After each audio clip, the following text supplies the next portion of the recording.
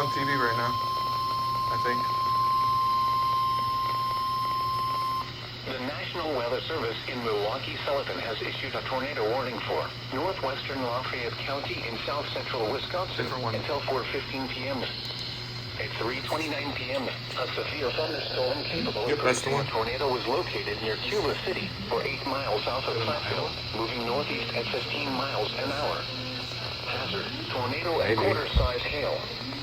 Source, radar-indicated rotation. Impact, flying debris will be dangerous to those caught without shelter.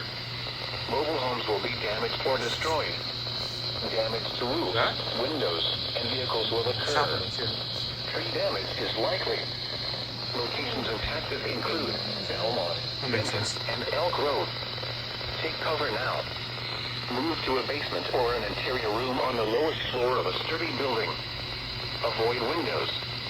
If you are outdoors, in a mobile home, or in a vehicle, move to the closest substantial shelter and protect yourself from flying debris.